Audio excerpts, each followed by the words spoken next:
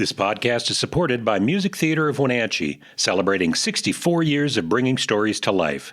From show-stopping musicals to powerful plays, the Music Theater of Wenatchee stage is where stories come alive. Now they are writing the next chapter, and you can help make it happen. To support the next act of community theater in Wenatchee, visit annex.mtow.org and donate today. Opening night club. We're not opening a nightclub. It's the opening night club. We can't wait to watch an opening night show, because on opening night we always go with our opening night club. Opening night club. Welcome to the Opening Night Club podcast. This is the podcast where we get together every week to discuss and celebrate local theater right here in Central Washington. I'm your host, Kevin McKee, and with me today, I am so pleased to have local director, actor, treasurer, and friend Cynthia Brown. How are you doing? I'm doing great. Thanks for having me. I am so excited. Normally these run about a half an hour, but I think we could run much longer because you have done so much for theater in the Valley. It's hard to talk about things that you haven't been involved in. I know. I'm always getting in trouble. You've had a pivotal role in multiple organizations here in town, and so I'm very excited about that. I know you have a show coming up this summer. I'm not sure when this is going to be released. Okay. But summer of 2026. Yep. Tell us about the show you're doing. Oh, The Shark is Broken. June 18th to the 27th. We're just going to do 7 shows, and we're not even going to fill, we've even blocked out some of the seats of the theater. So there's not as many seats as you might think, because we're putting a boat on the stage. The whole set is a boat, and it is the orca from the movie Jaws. Mm-hmm. And the show is the 3 actors in the movie Jaws and their relationships and their many days spent floating around in the ocean waiting for the mechanical shark from the movie to be repaired. To get fixed. Yeah, Bruce the shark was So how famous. did you come up with The Shark is Broken? Why do you want to do this show? I follow a lot of forums online for theater, and one of the ones I really always zone in on is when they're talking about what show did really well for you, or what was the best comedy you ever did. And I saw someone mention The Shark is Broken. Multiple people said Shark is Broken was just a big hit for us. So I got the script and read it, and anything that makes me laugh out loud, and then the really big punch of drama. I love a comedy that also dives into drama as well. It had all of that, and I really wanted to do it. That's awesome. Yeah. So I would like to go through and talk about Cynthia Brown and where you came from and kind of what has led you to, well, all the direction and stuff up to Shark is Broken. Right. Are you from Wenatchee? Born here. Okay. Yeah. And so you were in Wenatchee. Did you act in high school? Nope. What did you do in high school? Nope, nobody knows. I was the back parking lot kid. I did well. Nobody knew me. I was just an oddball. Nobody's going to remember me from high school. Oh, so how did you get into this? My sister. I had a sister who was a real social butterfly. She's 2 years older, and she was doing jazzercise back in the early 80s, and her jazzercise club wanted to start a dance troupe called the Jazz Movement. And they were doing these lip-syncs to raise money at the Orondo Tavern, which is where McGlynn's is now. Yeah. Orondo Tavern was a tough spot. If you stepped out the back door, you could get, mugged. Well, people were knifed inside the Orondo Tavern. During the show at one point. Yeah. So I had no idea. Yeah. Okay, that really happened? Yes. We had, there was violence. Were you That's there? why they moved. I was not in that show. My sister was. But they were doing some can number. I remember they built a little stage, and it was wild. And they did, I think, 2 lip syncs there in like 1981. Okay. And then they moved to the convention center when the convention center first opened. And the convention center was having trouble, keeping going. They didn't have a lot of conventions going in. So they would let the lip syncers come in and do shows for free, and they'd just take the bar. They would sell drinks. And so we were then at the convention center. The lip sync committee, they called themselves, moved to the convention center for the next 10 years. And over that 10 years, they raised money for a different charity each time they did a show. Okay. And it was a contest where anybody could come, sign up to act, and then they'd have silly prizes. And I think they raised like over $40,000 in 10 years for different charities. And so in the lip sync, were you just pretending like you're in a band, or were you acting out things? Most people would do that. There was even a TV show. It was a big deal back in the 80s. And most people would try to be that as much as possible. Yeah. Not me.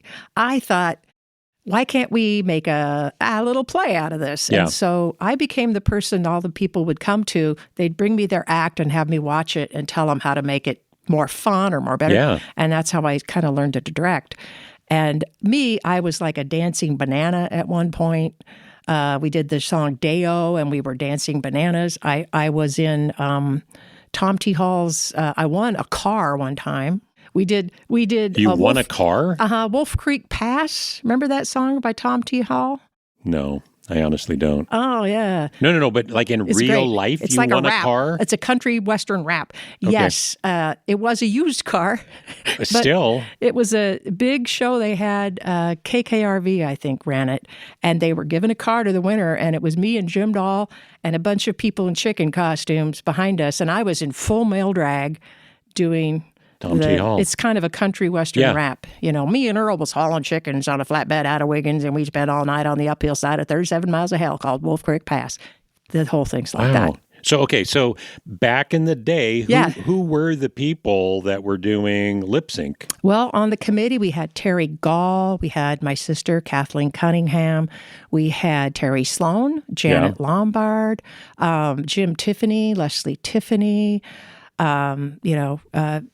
just group, big, Jim wonderful Dahl. group. Jim Dahl would just perform. He wasn't in the group. He was a goofball. He would actually do lip syncs with Evelyn. Remember Evelyn from Wenatchee? He brought her on stage. Oh. And she would do lip syncs. Okay. Awesome. Yeah, he did a lip sync to, he had her lip sync to Crazy by Patsy Cline. Oh, that was a simpler time, wasn't it? It was. Oh. But after, and actually during lip sync, my friend Terry Sloan got interested in doing theater. And she wanted to become part of Mission Creek Players and act for them. And she was just really into it. And they were having retreats. They would have a retreat every year, and they'd all go off and rent some big hotel or something. And it was kind of a party, but they also did classes, Oh, so this wasn't just like a board retreat. This was like the whole organization would have a retreat for Mission Creek. Right. Okay. And so all the Mission Creek people would go, and this year they were going to Soap Lake, and they had this really cool, they rented a whole bunch of rooms in this really cool hotel, and the Soap Lake Maskers let them use their theater for that Saturday. Okay. And so remember Lynn Bohart? Yeah. Lynn Bohart taught an acting class that day. Oh. In the theater, and somebody else did the other kinds of workshops. And Terry needed a plus one. She didn't want to go by herself because she didn't know anybody. So she said, "Come with me." So I went with Terry, and I took the acting class, and I did all this stuff, and I had a blast. I'd never done anything like that, and we're talking mid-'80s? We're talking. This would have been 1985, maybe. Okay. 86. And on Sunday, we're having this, what were they calling it, a vision session where everybody could sit around, and the president, who was Dale Armitage, remember, and then Dan Malman was there. Those people. Yeah. John Sexton. Yeah. And they're sitting around, they go, well, okay, everybody think about what your dream is for this theater group. What would you want to do if you could do anything? Yeah. Everybody's going around and say what they'd like. And it gets to me, and I say, well, I want to direct Little Shop of Horrors and build the puppets. And they looked at me and said, really, you would do that? I said, I could do it. I could build the puppets. And they said, well, we'll let you do that then. And I was like gobsmacked. And literally they had a meeting and they called me and they said, tell you what, you've never directed before, so we're not going to let you direct, but if you can find a director, you can produce the show. So I got Carol Bowen to come direct. So had you been in a show at that point? I was in, I think, was this before that or after that? I was in, 1989, I was in Man of La Mancha. Okay. With Joan Fadden directing. Okay. And then this was after that you were producing Little Shop. Yes. So it was a couple years later that from this that I said, okay, let's do it. And so it was 1991. So 1991 is when I got Carol and said, will you direct this and I'll produce it? And I figured out what I was going to need to do everything, and it was more money than Mission Creek had. Yeah. So I went to music theater. They brought me to one of their board meetings and said, will you let us use your theater at the Benton Street and give us half of the money? We need $4,000 to do the show. Will you pay for half the money and use your theater? And then we'll use all our people to do all the work and provide the other half of the money. And they said yes. Well, okay, first off, that's kind of amazing. It was amazing. And second, I mean, if you're using Carol, Carol and Colleen at that time period were... They kind of were holding music theater together during that time period. Really helped us get this approved. So so Carol and Colleen was in the show, and I worked with the treasurer at the time. Actually, wrote me a thank you letter after everything was said and done. Because basically, I went to Mission Creek, and I opened a checking account for the show. And then Mission Creek basically emptied their entire bank account and gave it to me. And then Music Theater gave me $2,000. And then I had a $4,000 checking account, and I used that to pay for all the expenses. And I built all 4 of those pods. I got a donation from somebody for $50, and I think it cost me a total of $150. Wow. To build those pods. But it was all thrifted and found and given materials that we built the pods with. And that was I had a whole team of people that did that. And I remember Carol absolutely freaking out that wasn't going to get done in time because it was right up to the wire before we finished. Yeah, it's theater. Yeah. But those pods went on. We did the show at the little Benton Street Theater. It was fabulous. Did it sell well? It sold out. Okay, so the money, everybody made their money back. Everybody doubled. Okay. I was able to give everybody, so they gave $2,000. There was over $4,000 that each group got back. Wow, that's awesome. And they were very happy. Yeah. It was a great experience. Okay. For a first one, for producing. Well, yeah. Did you act in it? They let me do a walk-on part at the beginning as a bag lady, and I got to sing the one bluesy part, the dawn comes out at 7, and that one, they let me do that. I was awful. I was terrible. I thought I was good, but I was not good.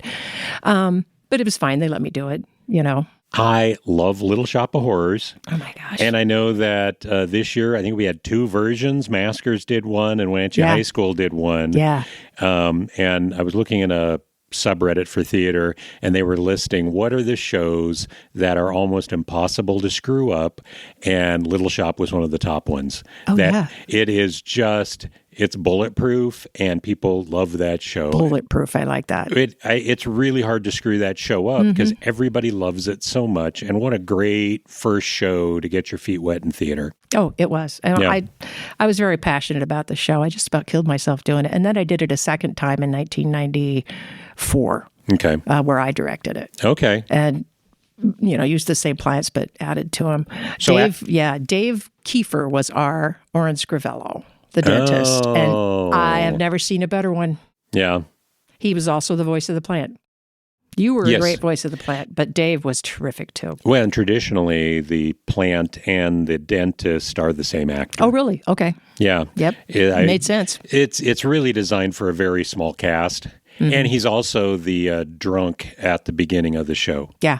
Saying, when you go, that one. Yeah. It was Jim Dahl when we did it the first time. And literally, Jim, he got so into character, he would, it was Benton Street. He got into character, so he would get drunk every show? He'd lay against the floor. He'd lay against the outside of the building. Oh, no. And he'd have a cup, and people would give him money. He made $50 over the course of the show, and then he'd come in and people would be looking like, dude, that bum came in. He came and he'd laid out on stage, and then he'd start the show.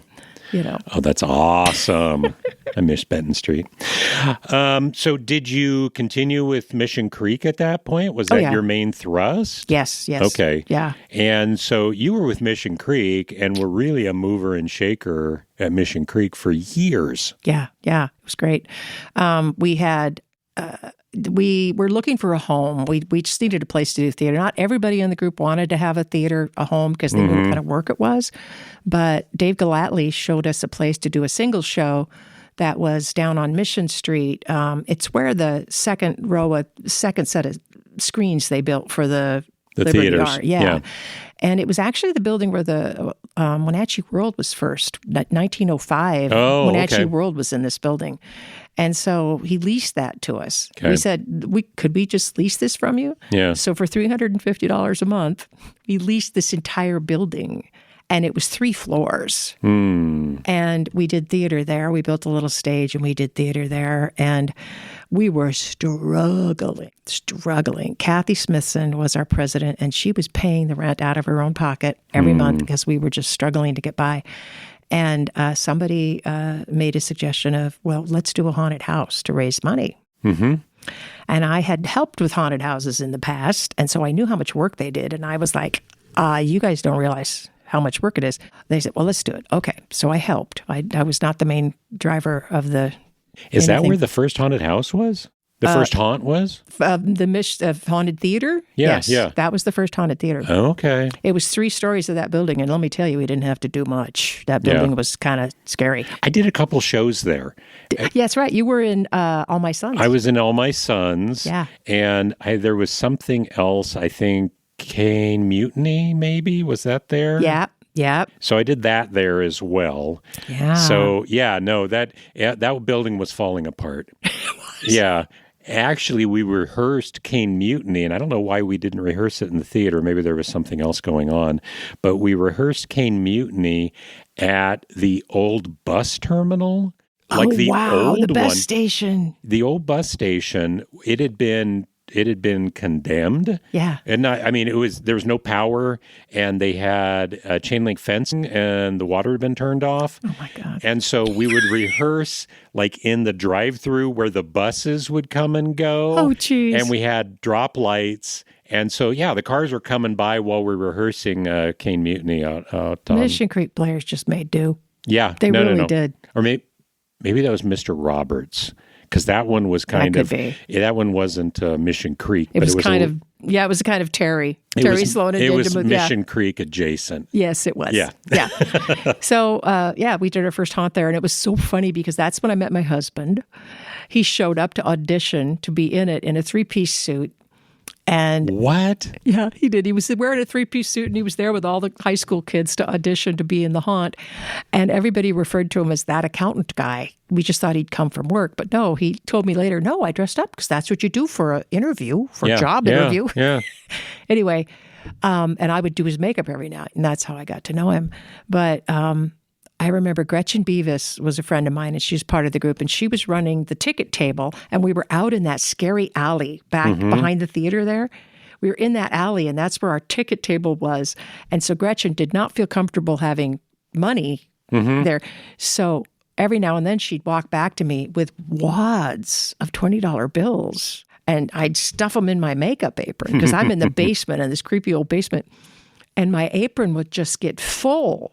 And we were all in shock of the kind of money that was coming in for that haunt. Yeah. And we were just, so that haunt became a thing that just absolutely paid for the entire year for Mission Creek players for the, next years. And that's why we ended up with the press room, because we were desperately looking for another place to have a haunt. And one of our actors who had been a monster for us was a writer, James Pitkin. Okay. He was a writer at the World, and he said, hey, we're not doing anything with the old press room right now. Why don't you come and look at it? So we went over and we made a deal to do the haunt there. And I'm standing in that room, and I start clapping my hands, and it has all these sound baffles on the walls because of the print presses. Yeah. And I'm there with Rufus Woods and the other guy. And I'm clapping my hands, and I go, this room would be perfect for theater. It's got tall ceilings. It's not a very live room. It's great. And they said, well, let's talk afterwards. Let's see how this goes. So I'll tell you what, we did the haunt, did really, really well. And then we cleaned that place so clean when we were done. Mm-hmm. And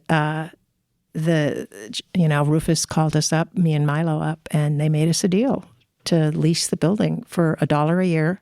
Yeah. For a period of 5 years. And what a great but deal. You're going to have to turn it into a theater. You're going to have to use your own money. So we used like credit cards to put the bathrooms in and to put the fire door in and to make all the, to make the theater. But it was, what a beautiful deal for us. Yeah. Yeah. No, that was a great time. I do remember, it was so much nicer than the Mission Street, right, building. One of the things that I do remember is we put on really, really good shows. I remember All My Sons was a fantastic show, right? But it sold horribly that we had one show with 7 people in the audience. Oh, I hated when that happened. And we did the show, but we about had as many on stage as in the audience. And I think that was Henry and Kathy Smithson and Kent and Janine Salter. And I think Dan Malman might have been our stage manager. Oh, yeah. And just great talent on stage, and we couldn't get the audience to show up. Kevin, that show was the first time I had the experience in the live theater of being in an audience where when the lights came down at the end, there was dead silence for like almost a count of 10. And then as one, the entire audience leapt to their feet and started applauding. It was just an absolutely organic standing ovation. And it was the first time I experienced that. So kudos. Yeah, I think it was pretty good. That one was that was a tough one because my character was in the first act and wasn't in the second act at all. And I think Kent and Janine had the same thing. And so when we were done, we would walk across to McGlynn's and start drinking beer. And then somebody had to watch the time. It was like, oh, we've got to go back for the curtain call. So we'd run back across the street for the curtain call. Do the curtain call and go, remember us?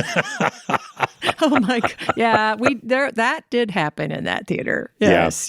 Yeah. No, that was fun. Anyhow, so you did the haunt, and it was very successful. And I do remember that paid for a lot of shows. You also did a lot of shows through Mission Creek at the new Press Room Theater. Yeah. We actually did a season. We were doing a season where the season ticket price and everything, and it was dinner theater. And we had different caterers we worked with. We had Lamolos would come and cater for us. And I remember one time he ran out of food, so we ran back and he made pizzas and he brought everybody pizzas. And we would actually do dinner theater. That was our I do remember shtick. that, yeah. Yeah. And I did complete works of William Shakespeare there. I did Noises Off. I was in Hamlet. Terry Sloan did Vagina Monologues there. She asked me to direct it, and I looked at the script, and I said, Terry, do you know what this show is about?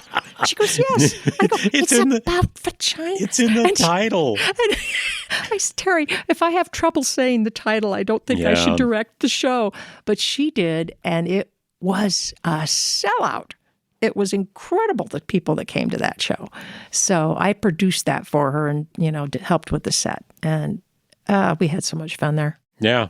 So while you were working with Mission Creek at the Press Room Theater, they opened up the PAC, and you were the first person there, right? Actually, that was before. So we didn't open a press. I started with the PAC in 1999, 2000, before they opened.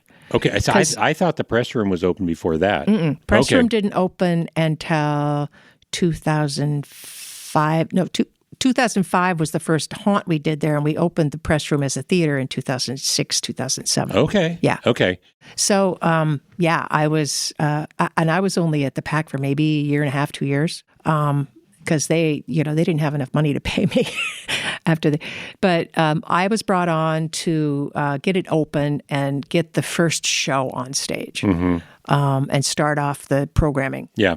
So I can't remember what the term was, as managing director or something like that. Don Etherington was the executive director, and we had offices across the street.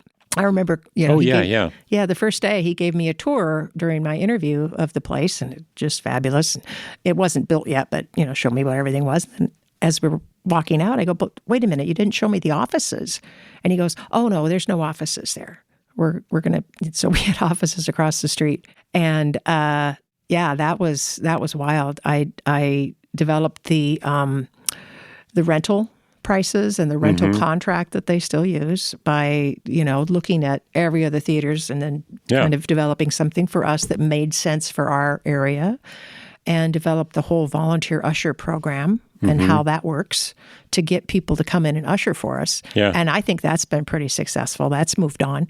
They're still using the same little red vests that I purchased when, you know, when we did it. So that's worked well for us. And then, did the first show.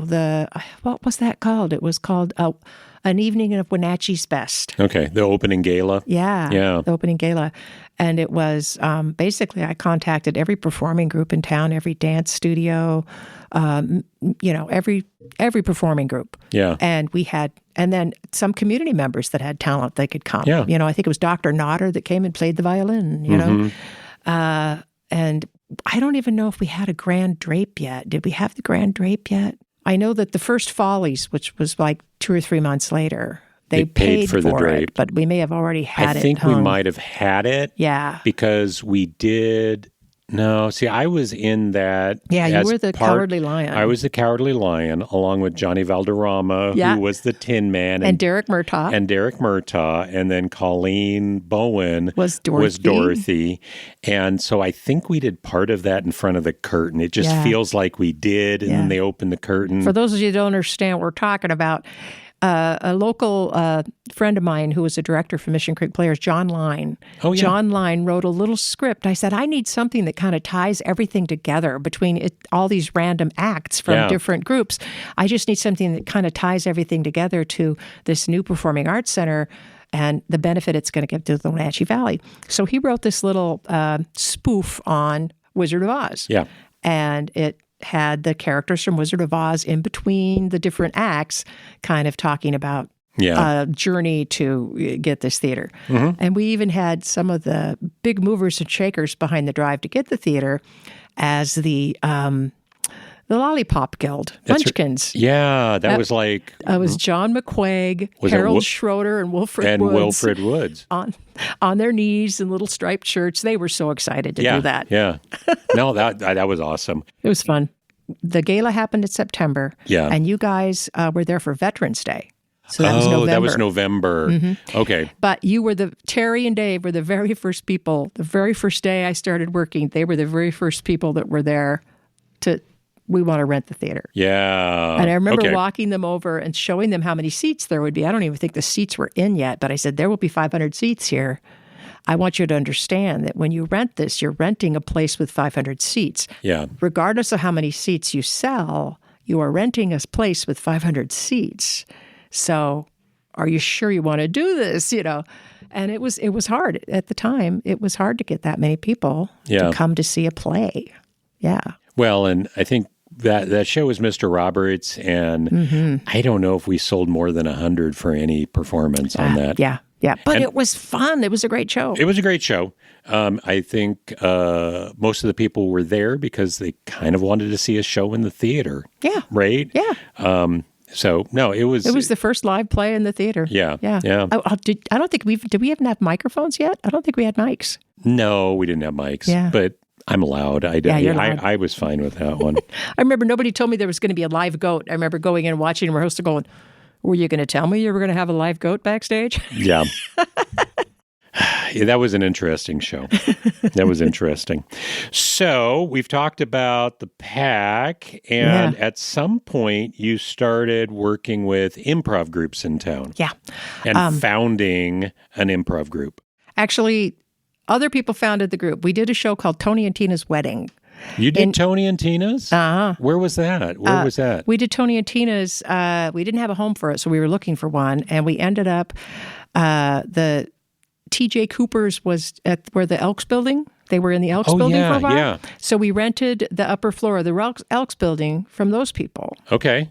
And Oh, yeah, there's a stage up there. well, yeah, that was where the band was. But Yeah. the show just needed a chapel and then the reception hall. So what we did was we built a wall that we put up, and then we had the wedding on one side of it. And then the audience would file out and go through the reception line. And while they were doing that, a bunch of people ran in, took the wall down, pulled the chairs, put them around tables, and then created the reception hall. So they basically turned around and came right back in the same room, which had then been reset to be the reception hall. And we did that there, and it was an improv show.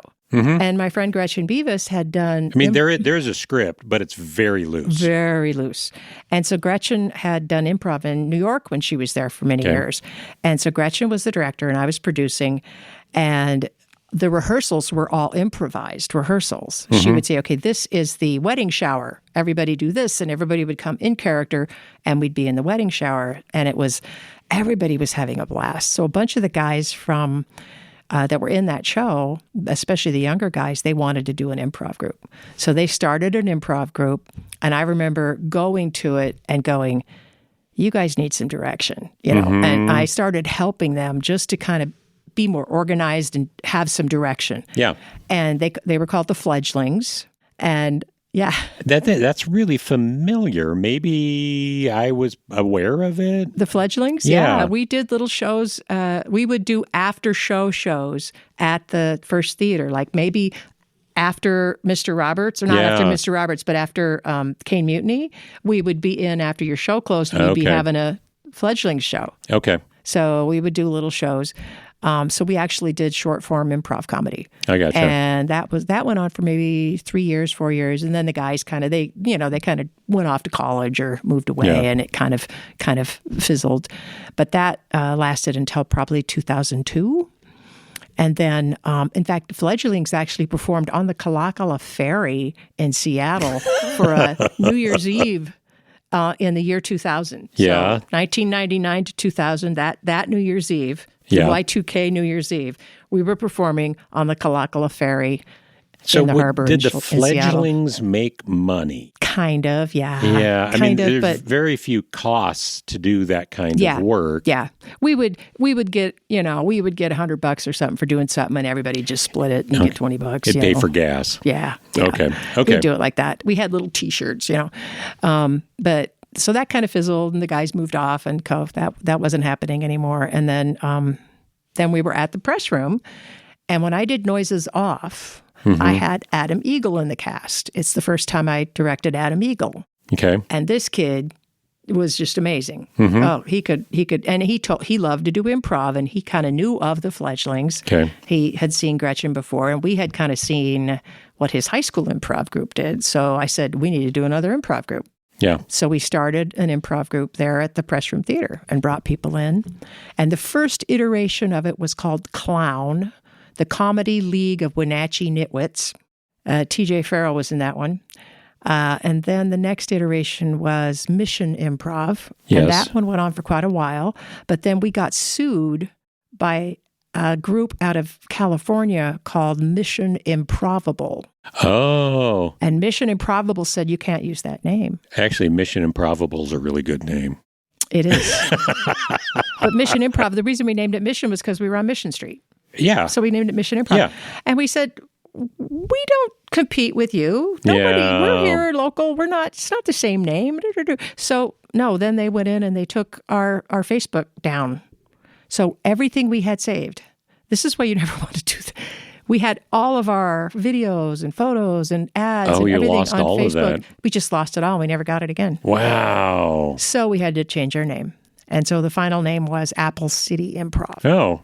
And we did, that group lasted for about 6 years or more. Okay. And we did lots of shows at the Press Room Theater. At one point, Dawn Fox brought us over and we did a summer series of shows at the PAC in their lobby. And these are all short form shows with judges, and we'd have awards and, it'd be competitive improv. Okay. And then we ended kind up of a little, whose line is it anyway? kind of like that, yeah. And then we ended up over at the Clearwater. And we would do shows in the summer there. And we did that for like 4 years, 5 years. And then we did some, really funny, semi-improvised murder mystery shows and stuff like that. It was a lot of fun. We did a lot of traveling around and doing shows. We did shows in a lot of different places. Mission Creek. That's what I was going to say. That they were doing shows at the Franklin House back in the day. Yes. Which doesn't. I think that's where the bus station is right now. I think that's where the Franklin House used to be. I saw some of my first shows there. And they were doing stuff at the Clearwater. Was the press room not available? Is that? I think the press room was closed by then. I don't know that the. Okay, is that why they ended up at the Clearwater? Yeah, the press room. The Wenatchee World decided they wanted to do something different with it. So, like after the 6th year, they said, "Okay, I think the lease is over," and Mission Creek had to move on. I gotcha. Yeah. And we did our final haunt after that at the Armory. Oh, I remember that. Yeah. That was fun. That was a big haunt. Yeah, that was a lot of fun. And the haunt continues, and I think they're doing it at the museum now, right? Well, I took the first haunt to the museum. I was working with Selena Danko, and she goes, "Could you bring the haunt here?" Because Mission Creek wasn't doing it anymore because they didn't have a place to do it. Yeah. And Selena said, "Would you do a haunt for the museum?" And I said, "Sure, I think it could be great for you, but where, Yeah. So she showed me where they could do it. I said, "Okay, I'll do it." And then, see how it goes. Let me know. So I just volunteered entirely. And the first year it was me and Ken Cinco and Jeff Blackburn and Milo, and we put together this whole idea called The Artifact. Okay. And so it was a story about this artifact that had been unearthed by Professor Reginald Blackburn in Sunny Slope, and it had qualities, and he didn't understand anyway. And then Alex Haley came and helped us. Yeah. He played this guy that was trying to make money off of promoting the artifact and didn't understand how important and unknown and whatever. Yeah. So the whole thing was Reginald Blackthorne is disappeared, and we have to find him. And so people are coming, and we toured him through the whole museum, and essentially the story was all the museum exhibits have come to life. Okay. Night at the museum style. Night at the museum. Yeah. And then at the end, you find Reginald Blackburn. So we did that. Well, it turned out they were kind of mad at me, and they never told me. They were super nice. They never told me this, but I found out years later that people were calling the museum and asking to see the artifact. Oh. And they were having trouble with people thinking the story was all real. That's awesome. I thought it was awesome. No. They did not think it was awesome. It resonated. Yeah. That's awesome. People took it, and but I said, you should have just told me. I would have. Well, you got a full story inside a haunted house. That doesn't happen that often. But then That's after awesome. that, they've gone on and they had different people do it. Yeah. And so they're still doing it. Okay. Yeah. Awesome. So I'm guessing during the haunt, you also started working with Eastmont High School? Eastmont. I went to the Eastmont Junior High first in 2009, and then they were just looking for somebody, and I went over and worked with them. And then when Mark Wavro was leaving Eastmont High School drama, I called him and said, that would be so fun to do. I would love to do that. Would it be okay with you if I apply for that job? And he says, I don't care, fine, Yeah. But I just want to make sure it was okay with him, because I don't want to take... because I really respect Mark. And so I applied, and it turned out the vice principal that I'd worked with at junior high was now at the high school. Gotcha. She saw my name and just said, you're hired. Okay. I said, do you need to see a resume or have an interview? And she goes, no. You're hired. Perfect. And basically, Mark walked me through how everything worked, and I made sure that all of the things he started stayed. Whatever traditions he had started, I wanted to make sure those were still there. Yeah. And I had a blast with that for 8 years. It was just, you know how it is, high school theater. You're a one-man band. Yeah. You do it all. So I had to. It shouldn't be that way. No, of course I think if you've been doing it for a while, the successful programs, you have to get a team. Yeah. Right. But it takes a long time to build a team. And there's no money for it. I mean, no. A football coach or even a cheerleader coach, they get paid the same stipend I got for the year. They got paid that 3 times a year because it was the different seasons. They get a whole new stipend for each season. Well, I'm doing 3 to 4 shows, but I won for the year. Yeah. And I don't get an assistant. I don't get help at all. And it was, they had different, at first it was great for like the first 5 years, it was great. But then they got new leadership in admin with the financial end of it that just started making it really difficult. And it became almost impossible. I was spending way too much money out of my own pocket. And I was calling in favors from every friend I had to get things done. But the one great thing that did happen was that I, out of necessity, had to teach the students to do the background jobs.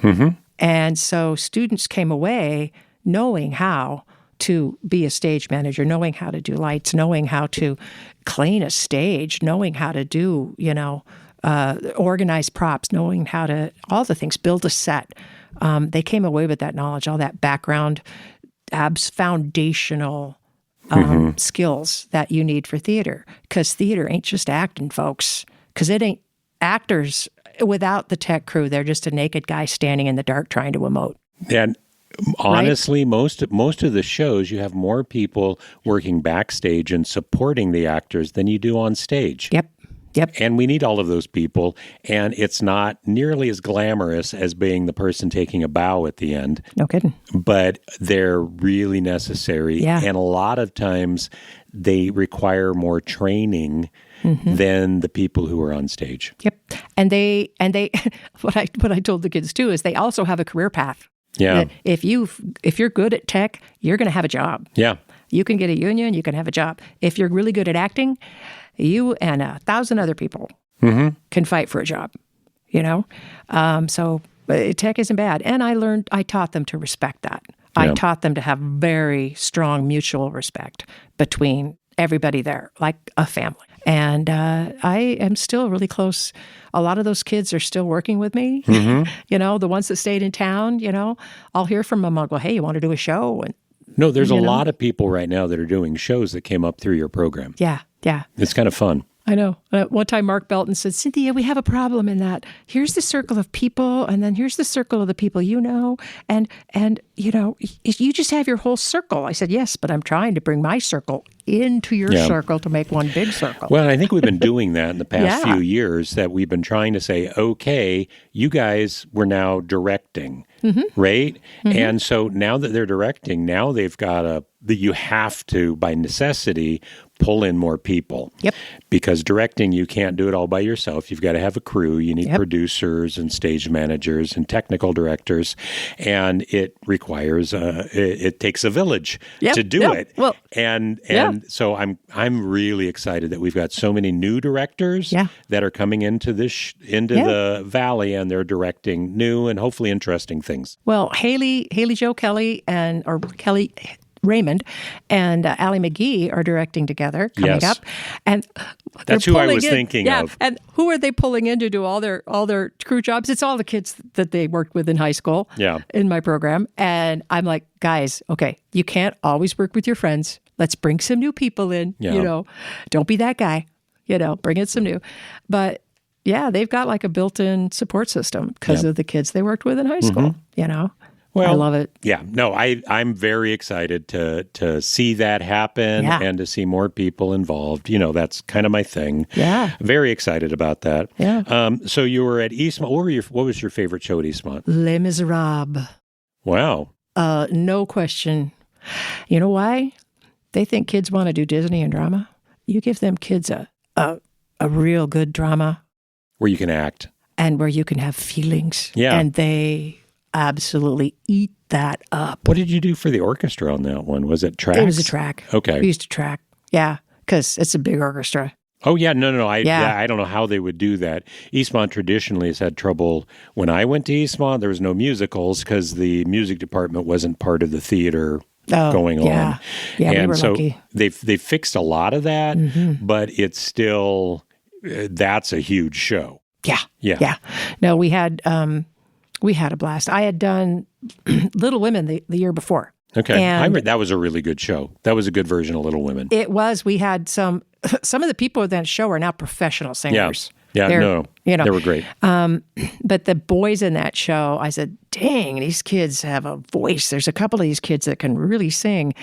And I talked to Tara Abbott, who was she was my, second in command there. She was my musical director, and she was just fabulous.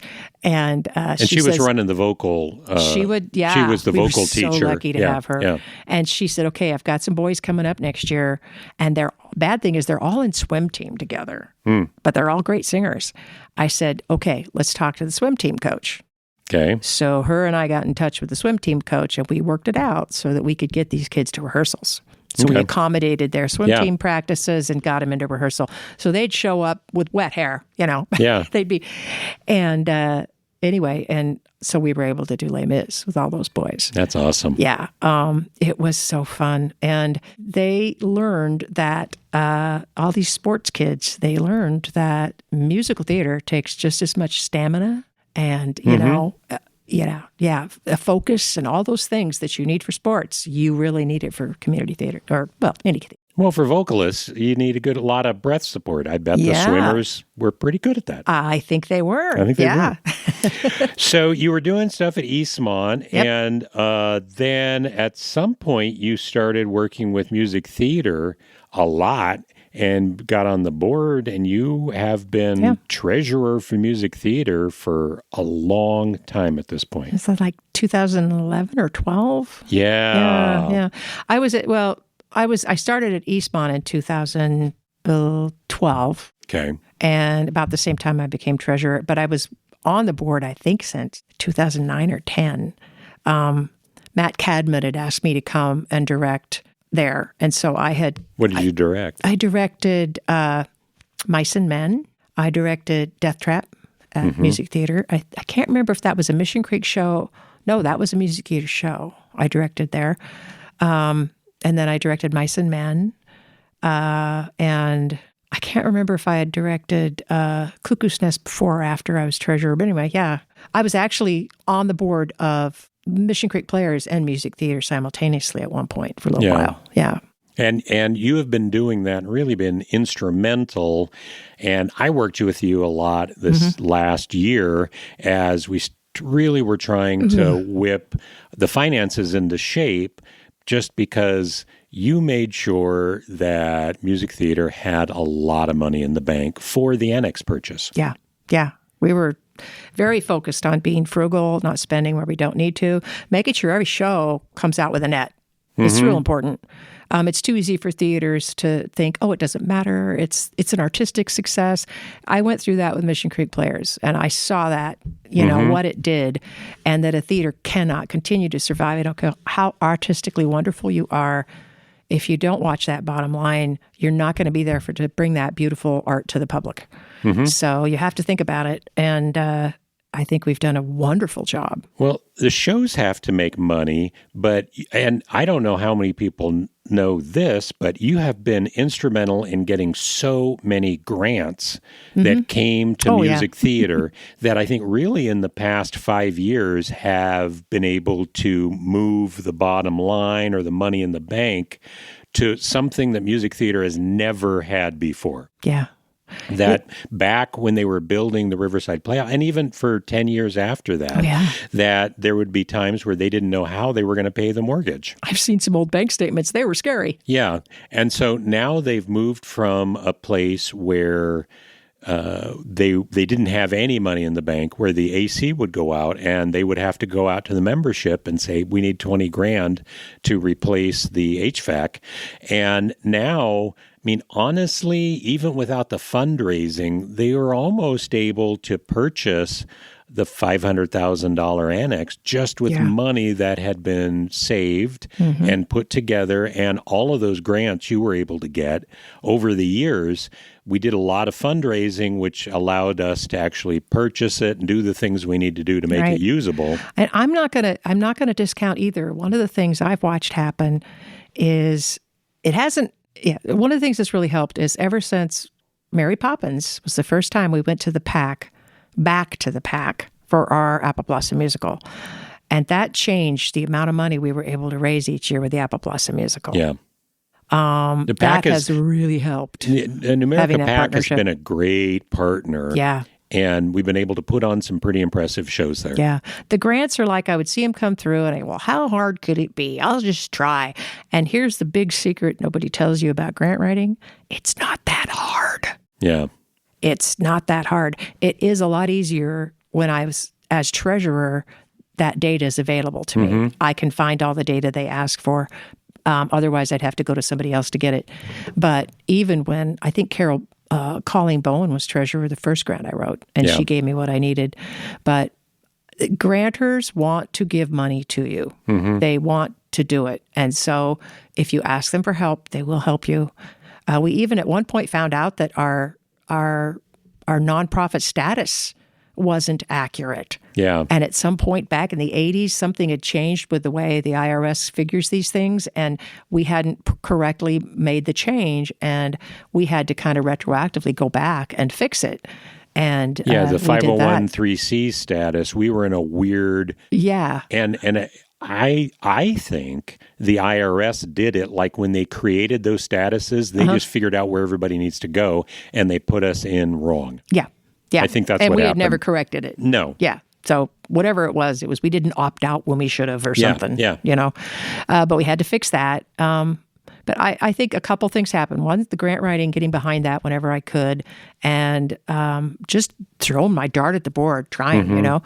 And then the going back to the PAC and having that partnership agreement with them, working that out with them, that has really helped us because we are making more money on our Apple Blossom musical than we could when we did 10 shows at the Riverside Playhouse with the limited seats we had.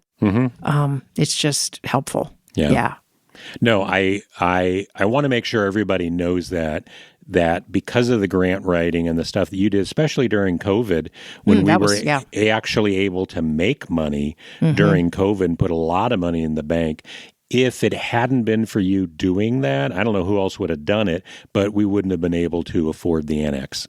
Well, thank you. Yeah, I think that a lot of that is you. We had a lot of people that did a lot of good fundraising, but we've also, I think, the financial, discipline that we have, I think that's what made that happen. Thank you. Yeah. Golly.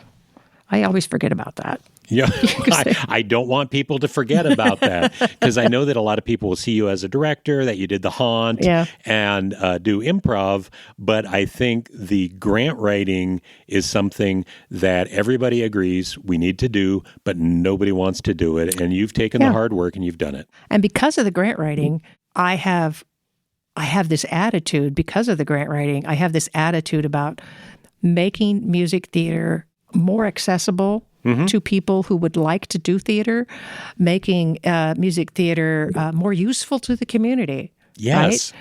And you and I talked about that earlier today. It's all about building finding community. Finding a way, to build the more community and make it more accessible and get more people down there to enjoy it as much as we do. Yeah, we want to have a way that people can make this their third place. Yeah. That if the doors are open, they feel welcome, that they can come in and somebody will be glad to see them.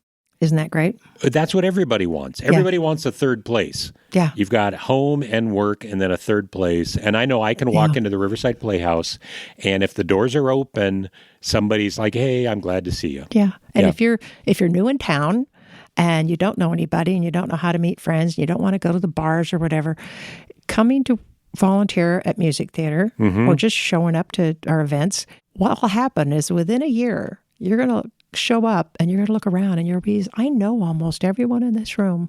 There's multiple people here I could walk up to and start a conversation with, and we have something to talk about. And that is a wonderful thing to have. Yeah. No, it's what we need. It's what we need right now, the post-COVID isolation and loneliness that people have. I think of why I don't feel that, and it's because theater. Yeah. Yeah. That's the reason. So...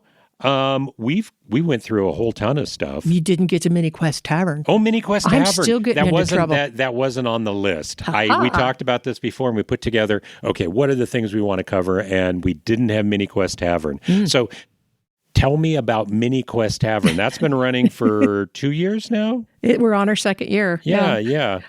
So because I am not, doing enough, I got this wild hair that my daughter I introduced her to Dungeons and Dragons when she was 11, her and her friends. Well, you guys have been playing Dungeons and Dragons for years and years Oh, and I years. started in 1978. Yeah. With dice. You couldn't even buy dice in Wenatchee.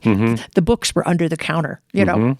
So that was, but so I always loved it because it was so creative and you could just do anything with it. And I introduced it to my daughter, and she continues to play with her friends. It's what they do. And I realized the gaming, people game.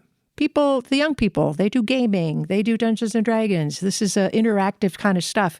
And I thought, well, improv is interactive. Yeah, but what if we took Dungeons and Dragons and improv and made it a thing? And then people could come and it would be an interactive experience. How would that work? So I called some actors I know are young and into Dungeons and Dragons, and my daughter and a few people. I ended up with, I think the first night at my house, I think we had maybe 10, 12 people. And I said, how would this work? What would this show look like? And I taught them improv. We did improv exercises, and then we started building the show. And we literally developed the entire thing in my living room. And so if you're familiar with Critical Role, what's the other one? There's Critical Role and Dimension 20. And Dimension 20. Yeah. And they're very, very big. They're calling it a live play show. Yeah. Where basically you're going to watch some really good comedians or whatever sit behind a table and play Dungeons and Dragons and do all the characters. Well, and it's become very popular. Oh, they sold out like Madison Square Garden. They sold out Madison Square Garden so that people could watch somebody else play Dungeons and Dragons for a couple hours. Right. And I said, what if they weren't just watching them sit there and play? What if they were running a character? What if there's an actor out there dressed as a character, and that's me, and I'm going to roll the dice and tell them what to do, and then I get to watch them do it. And then monsters are going to come out, and I'm going to get to watch them live fight this monster. Yeah. And so that's what we did. And we would bring people, we were desperately trying to find places to rehearse and stuff. We tried to bring it to music theater, and music theater says, we don't know what you're talking about. We don't understand didn't understand it. We hadn't seen anything like that. I couldn't explain it, you know? So it didn't fly there, but we ended up downtown. There's a place called Host Wenatchee. And they said, yeah, we'll have you here. We'll, you know. For a fee. For a fee, yeah. Yeah. So, fine, you know. And so we rehearsed it and we developed it, and we'd go to people's garages and we'd have test audiences and we'd make changes. We're still making changes, you know, making sure things work right. It was different every time. Yeah. I think your biggest asset in that is your dungeon master. Oh, Tyson Ward. Tyson is really good. He's so funny. And he can keep it on track. And he's the one that I think is writing most of the... He does. Yeah. Yeah, he writes them all. And so that allows you to keep having new adventures every time you have a new iteration. Yeah, so we've done, I don't know how many, 1, 2, 3 of the live play, 3 of the actual theatrical shows. Yeah. Where I had to build all the costumes and the props and everything in my kitchen. And Tyson would write these scripts, and I'd go, really, Tyson? Crab monsters? Yeah, how am I supposed to make a crab monster, Tyson?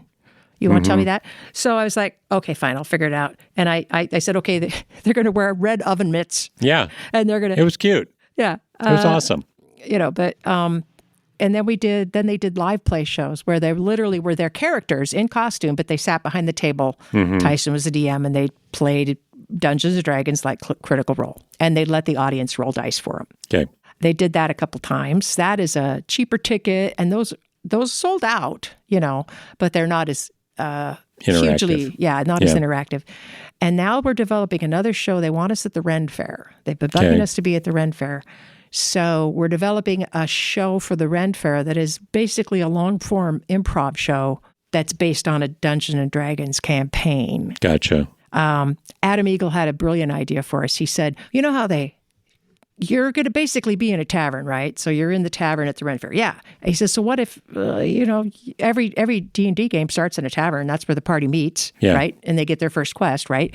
He says, so you know how there's that thing where the party, there's some random character they make the DM, it's like a throwaway character the DM describes he doesn't expect you to interact with, but you do interact with him, and that ends up being the character. Yeah.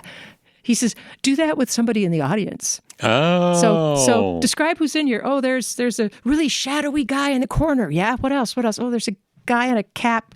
What's his name? Kevin. Okay, we're going to go talk to Kevin. Yeah. We're going to ask Kevin to come on our adventure with us, you know.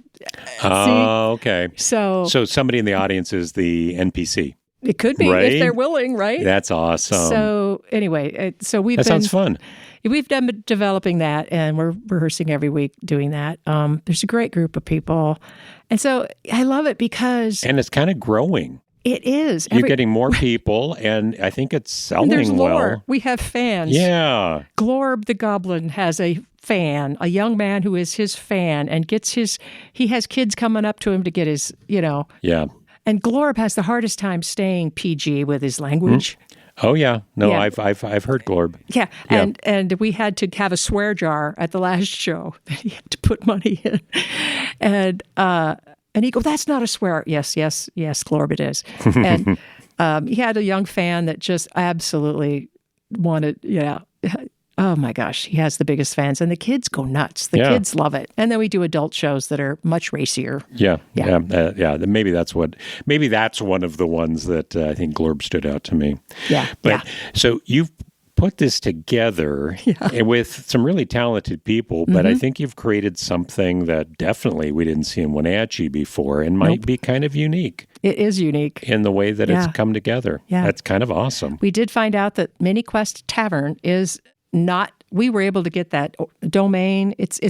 Nobody's ever used the name. So we were able to get the domain. So miniquesttavern.com is our website. Mini Quest Tavern on Facebook, Mini Quest Tavern, at Gmail. That's our email address. I mean, we didn't have any trouble getting all of that. And they formed an LLC, and they're now an official thing. Oh, got a business. And it's, some of the kids I had in the high school are helping us do it. And they've formed a little board. Yeah. And they are a little nonprofit? They're not nonprofit yet. It's a profit. It's a for-profit. Oh, good. They're paying taxes. Yeah, okay. Yeah, that's fine. But better than having me pay taxes, Mm-hmm. Yeah. But yeah. That's awesome. The next show is going to be at the Ren Fair, and it's going to be a masquerade theme. Okay. So I'm going to be building masks. Okay. Yeah. Do you want the audience to show up in masks? We always encourage audience to show up in costume, and they do, and we have costume contests. We give prizes. So for the Ren Fair, like that one specifically, should everybody be masked? Oh, that'd be fun, wouldn't it? We should say that, yeah. Most people would like to do that. Yeah. I think they've all seen creepy movies. Right. And Eyes Wide Shut kind of. Our show is part of the ticket. So when you get into Ren Fair, you can see our show for free. Okay. And then our characters will be wandering the Ren Fair in character that you can interact with. And when is the Ren Fair this year? It is the 9th and 10th of May. Okay. Yeah. So we're going to be up there both days. Okay. And we got quite a few people doing it. But yeah, we have we're going to be having auditions. If anybody is an actor that's interested in doing this kind of improv comedy, we're going to have auditions and bring on some new people, because we have a show booked for late August at the PAC. That's going to be another theatrical show. And my daughter's Althea, she's the president of the thing. Althea said we need some more actors. So we're going to be looking for some more people. So this podcast is running really long. We knew it would. I knew it would. We had a lot to talk about. Boy. You have been involved in so much stuff, and I wanted to make sure everybody understands what you have done in the Valley in theater, why a lot of the things in the Valley are here because of what you've started. What do you see in the future? What shows would you really like to direct? I've got Hunchback of Notre Dame on my the Disney version list. Yeah, for Apple Blossom Musical. I just got to make sure. I've been watching different iterations of it and making sure that we would not have an issue casting it correctly. Did you see what happened with Spokane Civic? I did. I saw that, and it made me step back. They had to cancel it. If you don't know, they had announced it and cast it, and then people were not happy with how it was cast because it was all white people in the cast. One person of color, and there were plenty of people of color auditioning. And so rather than recasting it, they canceled the show and they're putting something else in. It upset me. The thing about Spokane that upset me was that they did have people of color auditioning. Yeah. And I said, come on, folks, you do not realize you need to encourage those people. Mm-hmm. Come on. Yep. Yeah. You need to expand the community. That's what it's all about. It is. It is. Okay. It is. So I think we've come to the end of our podcast. Is there anything else you wanted to talk about? I know we've got Shark is Broken coming up and Mini Quest Tavern. No, I'm happy you covered a lot. We here. covered a lot. Oh my goodness, people are going to be bored silly. Well, maybe we'll split this up into 2 pods. I don't know. We'll see what happens. But anyhow, thank you so much, Hey, Cynthia. thanks, Kevin. This was a lot of fun. I love and this podcast. I'm glad we had the opportunity to go through this. If you're listening to this podcast, we do encourage you to go out and see The Shark is Broken when that is out in June. Audition on the 20th Of April. So that was coming up. But we do want to encourage everybody to go out and watch The Shark is Broken. If you can't see that one, go out and see other theater. And whatever you do, please go out and see another opening night.